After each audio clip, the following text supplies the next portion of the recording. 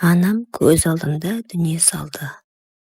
Соңғы рет дем алғандағы дыбысын ешқашан ұмытпаймын. Өңешінен шыққан әлсіз күрсініс, көзінде үмітсіздік, мені құшақтап үлгермеген қолы. Әкем болса баяғыда жоғалған, бізді тастап кеткен. Есімде тек түрі көмескі суретте ғана қалған. Осылайша мен 17 жасымда тұл жетім болдым. Сол кезде мені құтқарған әпкем Самал. Менің үйіме кел, Қарлығаш, сен енді жалғыз емессің, деді ол. Самалдың үйіне көшіп келдім. Ол бәріне үлгеріп жүрген бала шағалы, күйеуімен тату бақуатты әйел, ал күйеуі Марат жездем. Менің болашағымды күйреткен адам. Басында ол маған жай ғана қамқорлық танытты. Сабаққа барды, кітап сатып әперетін, кейде ұзақ сөйлесетінбіз. Бірақ уақыт өте келе мен оның жанарынан қауіп көре бастадым. Ол маған еркек ретінде қарай бастады. Ал мен жетім едім, жылылыққа зәру едім. Адал махаббатқа емес, жан жылуына шөлдеген қыз едім. Сол жылы жазда Самал ауылға анамыздың туыстарына барып келемін деп бірнеше күнге кеткен. Үйде мен және Марат қана қалдық. Сол түн менің өмірімді мәңгілікке өзгертті. Марат менің бөлмеме келді. Ұйықтамадың ба, деді. Жоқ. Ол жағындап келді. Жанымдағы орындыққа отырды. Қарлығаш, сен өзгеріпсің, есейіпсің, сұлулана түсіпсің. Сол сөзден кейін ғана өзімнің қыз емес екенімді сездім. Әйел болып кеткенімді. Мен 18 жыл бойы сақтаған асылымды әпкемнің күйеуіне беріп қойдым. Бұл махаббат емес еді, бұл жара. Самал әпкем ауылға кеткен күнде кешінде менің жүрегім мазасыз соқты. Үйде тым-тырыс, теледидар фонында жүріп тұр. Ас үйде біреу ыдыс жуып жатқандай. Марат, жүрегім дүрсілдеп бөлмемде отырмын. Есігім жартылай ашық. Неге екенін білмеймін, жаппадым. Әлде жаппауды қаладым ба? Бір сәтте есік толық ашылды. Ұйықтамадың ба, деді ол. Жоқ, дедім. Даусым дірілдеп шықты. Ол ішке кірді. Марат, әпкемнің күйеуі.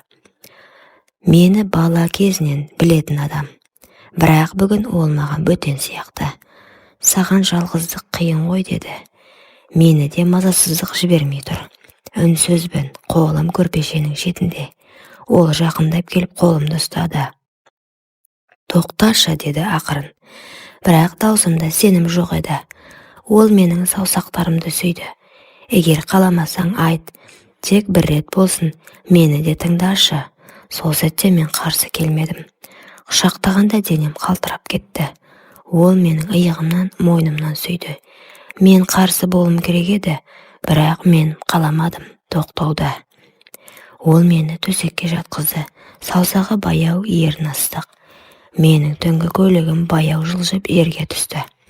Сен әлі таза ма едің, деді ол. Көзімнен жас шықты. Таң атқанда көрпенің арасында оның қолында жаттым. Бұл жай ғана құпия болып қалу керек, деді ол. Бірақ менің тәнімде, жанымда үндемеді. Таңертең оянғанда жүрегім айнып тұрды. Басым айналды. Қолыммен ішімді ұстадым. Бір түрлі ауыр. Айнаға қарадым. Өңім қашқан. Ас үйге шықтым. Самал әпкем шай құйып отыр екен. Түнімен ұйықтамағансың ба, түрің бозарып кетіпті ғой, деп күлді. Бәлкім бір нәрседен уланған шығармын, деп жауап бердім. Марат та отыр, маған тік қараған жоқ. Қолындағы шайды баяу ұрттап отыр. Менің жүрегім аузыма тығылды.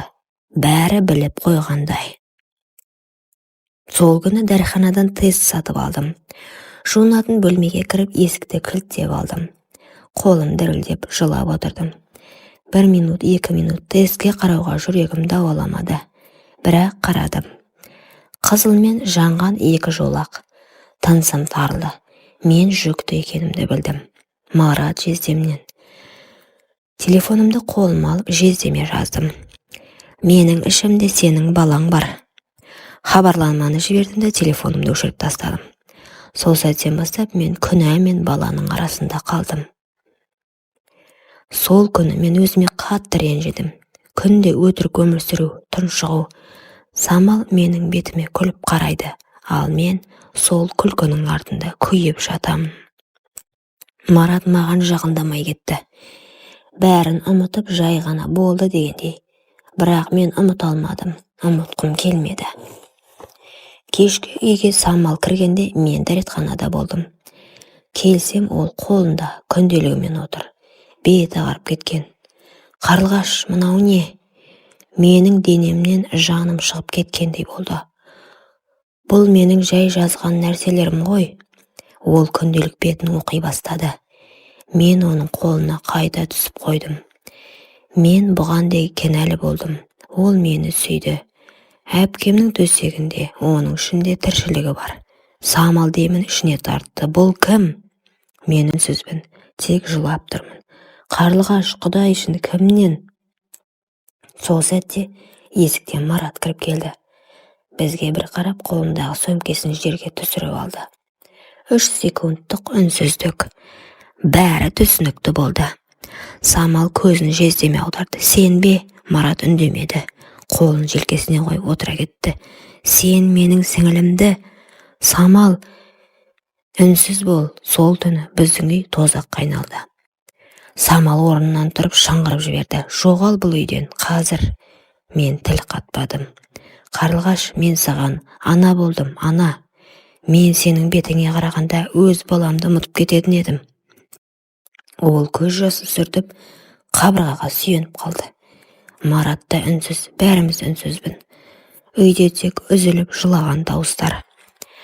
Ол саған қалай тиді? Сен қарсы болмадың ба? Неге маған бірден айтпадың? Қорықтың ба? Жауап бере алмадым. Самал ақырын күліп жіберді, бірақ ол күлкі емес еді. Сен одан ләззат алдың ба? Әпкенің төсегінде жатқан адамнан? Бұл сұрақ менің жүрегімді қылышпен шапқандай ауыр тиді. Жат болмадың ба деймін оған? Мен еденге отырып жылап жібердім. Самал, кешірші, мен білмей қалдым. Білмей қалдың ба? Әдейі істедің бе? Ол бөлмеге жүгіріп кіріп, бір чемодан алып шықты. Киімдерімді терезеден лақтырып жатыр. Шық бұл үйден, кет. Қайда барамын мен? Маған бәрібір. Сол сәтте кішкентай ұлы есіктен шығып, мама, не болып жатыр деді. Самал орнынан тоқтап қалды. Балаға қарап басын құшақтап жерге отыра кетті. Сенің әкең сатқын болып шықты балам. Үйдің іші үнсіз қалды, ал мен ішімдегі баланы ұстап, бейтаныс көшеге, бейтаныс тағдырға қадам бастым. Қараша, ауада ызғар, жаңбыр иісі. Қолымда бір сөмке. Қарнымдағы бала екеуміз жат қалада бөтен көшеде тұрмыз. Бір кезде аялдамада отырып әлсіз күліп кеттім.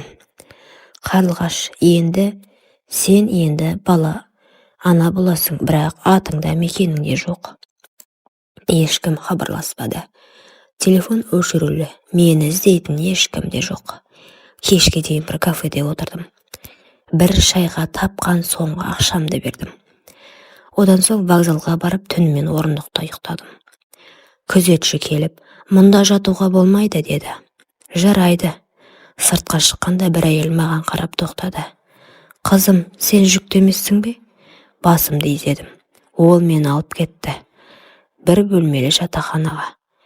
Әйел, өзі де жалғызбасты ана, аты Ләйла. Көрдің бе? Тағдыр бәрімізді бұлай сынайды, бірақ ішіңдегі сәбиге еш кінә жоқ деді. Сол түні мен ұзақ жыладым. Ләйләнің төсегінде емес, жездемнің құшағында жатқым келді. Менің жүрегім әлі де соған байланған екен. Таңертең ұйқымнан оянғанда Ләйла терезеге қарап тұрды. Қызық, теледидардан сендердің оқиғаларыңды айтып жатыр деді. Мен селт еттім. Ерлі зайыпты Самал мен Мараттың отбасы жарылды. Себеп балдыз бен күйеу арасындағы тыйым салынған байланыс. Репортажда Самал жылап тұр. Ол менің бауырым еді. Марат сұхбат беріп отыр. Мен оны жақсы көріп қалдым. Теледидар екпінмен қайталады. Қазір жүкті қыз із-түссіз жоғалған. Отбасы да полицияда іздеп жатыр. Мен теледидарға ұзақ қарап тұрып, тым кеш. Мені енді ешкім таба алмайды дедім. Жүктілігімнің 8-ші айы келді. Қарным әлдеқашан ісініп, мені қарапайым өмірден жұлып алып кетті. Ләйла мені әйелдер үйіне апарды. Бұл жерде әйелдер мен аналар жинақталып бір-біріне көмектесіп жатады. Ал мен болсам, жасым жетілуге, ал жүрегім қайта жылауға мәжбүр. Бір күні таңертең терезеден сыртқа қарап отырғанымда, мені бір автобус тоқтатты. Самалдың даусын естідім. Қарлығаш, мені тыңдашы, көзіме жас келді. Самал менің соңымнан іздеп жүр екен. Мен оны көргенде жүрегім бір сәтке тоқтап қалды. Қарлығаш, сенің іздегеніңді білсем де, мен сені күткен жоқпын. Бірақ сені таппай қалсам, сенің жүрегіңді іздейтін едім. Самал, мен бәрін түсінемін, бірақ мен сол сәтте оны сүйіп қалдым. Менің ішімде оның баласы бар. Самал көзі жанарыма қадалды. Ол маған бір сәт күдікпен қарап, жүрегі ауырды.